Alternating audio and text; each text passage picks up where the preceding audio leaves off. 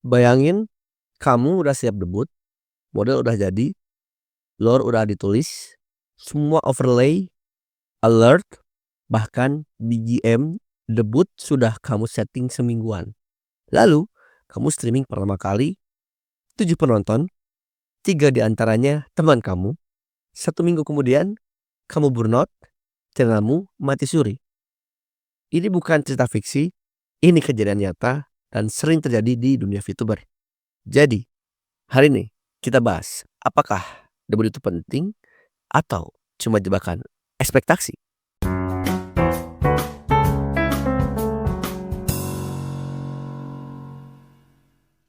Halo semuanya, perkenalkan nama saya Haruna Harinozuka, bisa dipanggil Harinozuka, seorang virtual creator yang seringkali bahas tentang VTuber, content creation, self improvement, buku ya yang saya gemari.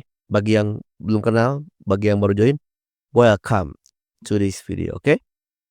Mari kita mulai saja bahas tentang VTuber debut itu jebakan. Waduh, hooknya ngeri ya.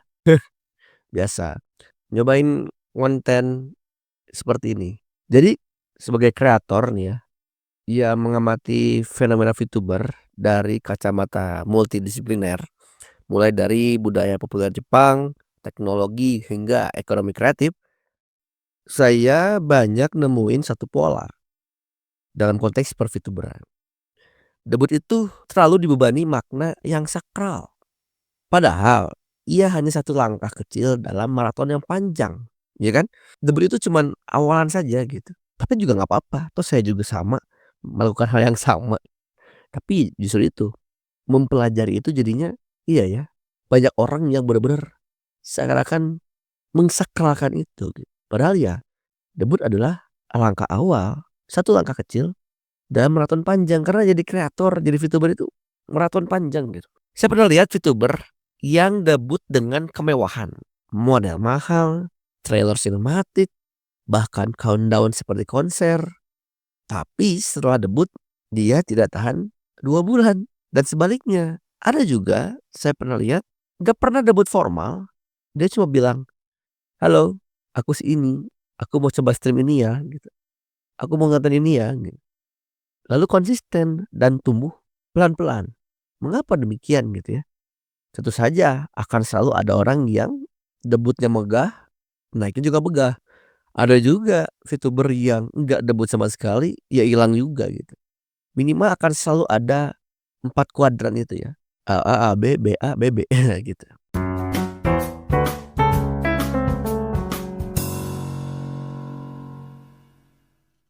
Kenapa debut jadi tradisi? Secara budaya, debut itu warisan dari industri idol Jepang.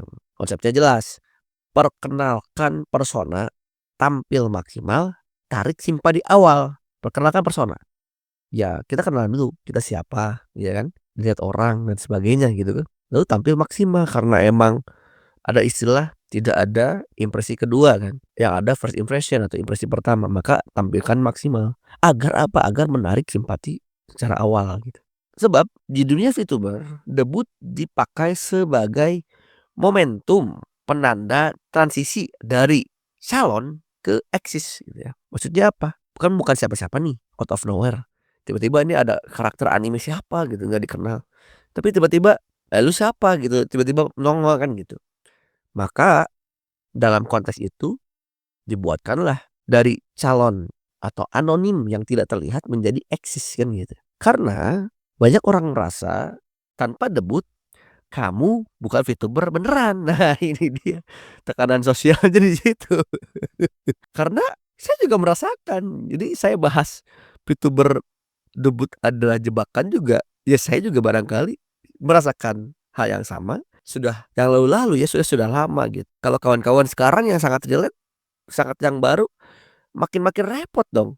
Dulu mah yang ngikutin semampunya aja orang debut VTuber zaman baheula mah, semuanya begitu gitu. Lebih banyak yang santuy daripada yang megah gitu. Yang megah mah agensi dong. Sekarang indie pun megah jadi ya tekanan budaya, tekanan sosialnya kuat.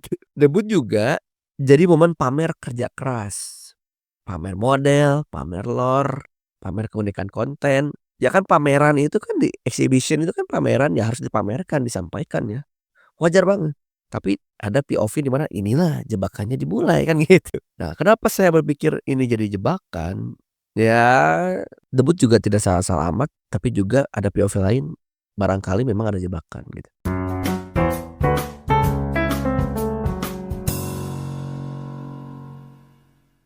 Ada beberapa poin yang ingin saya highlight ya di catatan saya ini. Oke, yang pertama, terlalu fokus di estetika, lupa isi. Nah ini nih, banyak yang sibuk bikin overlay, BGM, countdown, lore panjang, tapi lupa latihan ngomong atau setting OBS. Estetika sangat penting, wajar jelas dari tadi kan tidak ada first impression kedua kan. Ya wajar banget, emang perlu. Tapi kadang ya itu lupa latihan, ngomong, setting OBS, lupa.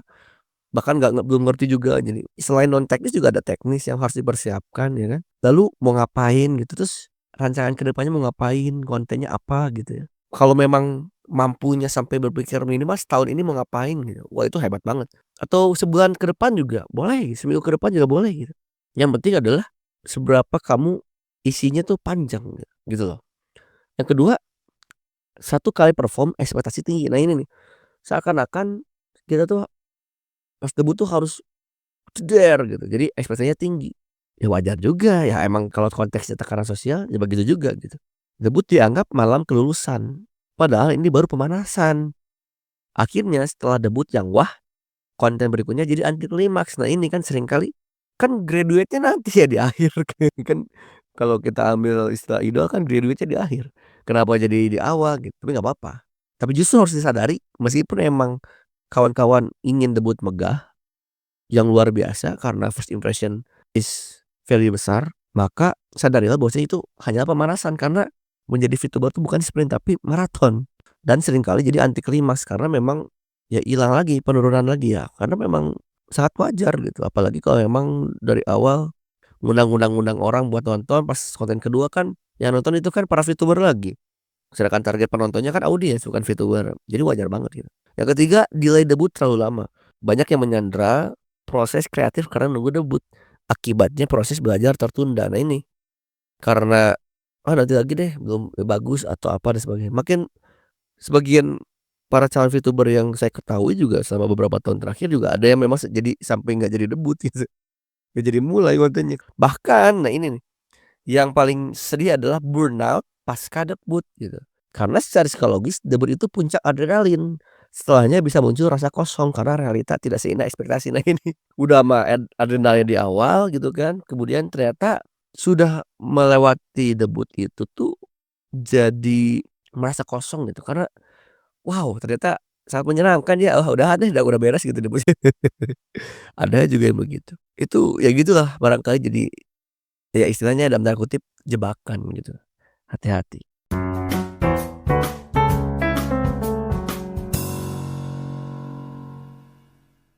Apakah bisa jadi VTuber tanpa debut?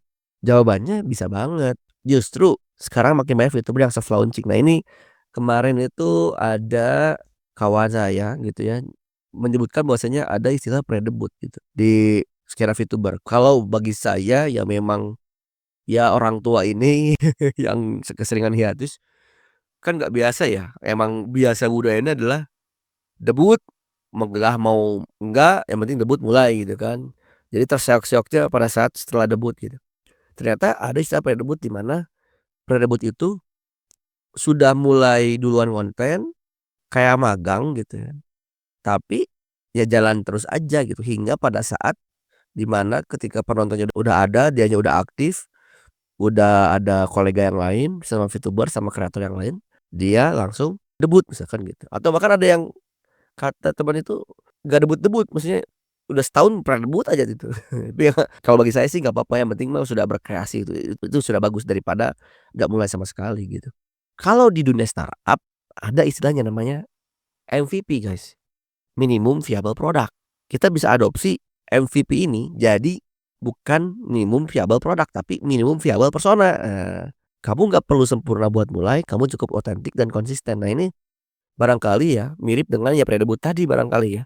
Karena saya tidak mengalaminya dan belum mengamati secara seksama, mendapatkan informasi seperti itu, barangkali mereka tuh sudah membuat minimum viable persona, sudah membuat minimum viable product ya, mereka sudah debut, mereka sudah memulai konten, mereka sudah PDKT sama kreator yang lain, sudah buat konten yang lain dan sebagainya. Itu kan saya kira sudah bagus. Bahkan banyak agensi Jepang sekarang mulai testing calon talent via stream diam-diam gitu, tanpa debut formal dulu, untuk memvalidasi pasar. Karena fans bukan datang karena debut, mereka stay karena karakter dan kontennya. Betul, itulah fans itu datang tidak hanya di debut, debut memang awal, cuman orang-orang tuh bertahan tuh karena personality dan kontennya.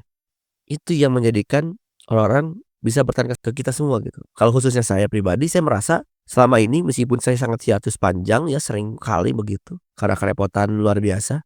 Orang-orang ketika saya muncul tuh mereka "Wah ini dia, ini living legend," gitu. Emang nyebelin. Living legend tuh apakah itu tuh suatu sindiran atau pujian gitu, nggak tahu. Soalnya orang-orang udah pada graduate seangkatan saya. Sebut living legend, kemarin juga ngumpul sama anak-anak. Wow, gila di Prof Haru balik lagi gitu-gitu. Balik lagi juga 6 bulan sekali gitu. Ternyata mau di Jepang, mungkin mau di IN gitu, atau bahkan sekarang juga di Skena ID juga sama, ternyata udah pada debut dan sebagainya. It's okay, yang penting kalau saya sih senang, yang penting Anda sekalian berkreasi ya.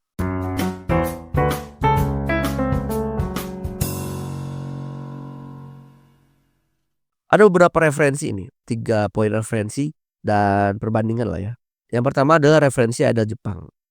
Nah, di AKB48 itu ada sistem yang namanya Kenkyusei. Anggota magang yang belum debut penuh tapi sudah tampil. Mereka mencari validasi dulu baru diakui gitu. Kenkyusei gitu. Makanya seakan-akan magang. Makanya tadi saya sedikit teringat dengan ya itu pre-debut tuh kayaknya magang gitu. Magang dulu karena biar muncul gitu. Nah, ini juga nyambung ke beberapa juga VTuber ID sekarang gitu yang ini tuh pre-debut activity gitu kan. Jadi mereka sudah dikenalkan, sudah mulai konten meskipun belum debut sepenuhnya. Lalu saya teringat dengan buku juga yang saya baca, Show Your Work dari Austin Kleon. Dikutipannya adalah "Don't wait until you know who you are to get started." Jadi janganlah menunggu hingga kamu mengenal sepenuhnya dirimu sendiri gitu. Justru mulai aja, jangan nunggu semua jadi sempurna buat mulai gitu. Capek, ya kapan juga sempurnanya gitu kan.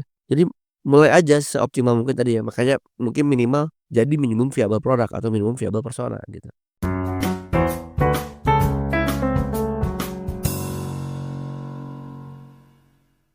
Lalu gimana biar tidak terjebak? Kan gitu. Ini POV saya ya, bahwasanya jangan terlalu sakral, ya, seakan-akan debut itu suatu kewajiban.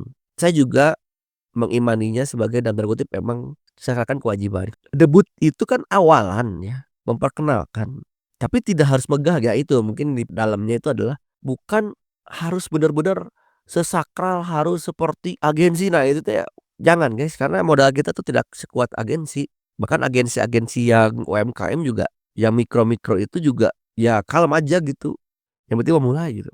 Debut itu yang penting debut itu milestone, tapi bukan monumen gitu, bukan hal yang wah banget gitu, yang penting tanda Anda mulai berkarya gitu. Yang kedua, latihannya sebelum debut, sebelum first content, first stream gitu ya. Coba kalian kalau live streamer gitu ya, streaming dulu secara private atau live unleash, rasakan dulu teknis dan emosinya gitu. Saran saya pakai pendekatan Josh Kaufman 20 jam. Kalau misalkan kalian ingin belajar minimal bisa itu 20 jam ya, 20 jam terbang. Live streaming cobain bikin konten private atau unleash cari temen 20 jam aja, 20 jam tayang. Jadi kalian udah terbiasa ngomong. Atau misalkan VOD, bikinlah beberapa konten gitu. Biasakan ngomong di depan kamera. Ya sekarang sih VTuber di depan kamera tapi kan wakilin karakter jadi nggak muka kita kan nggak kelihatan gitu, jadi aman gitu. Yang ketiga, fokus ke sistem bukan event. Pastikan kamu punya jadwal, tema konten, dan rencana jangka panjang. Nah itu juga ini penting. Karena ya event debut itu awalan, tapi ya selanjutnya adalah rencana jangka panjang gitu. Mau ngapain lagi setelah debut? Soalnya debut itu cuman awalan gitu. Kita tuh maraton gitu. VTuber tuh sebagai maraton, nafasnya harus panjang gitu.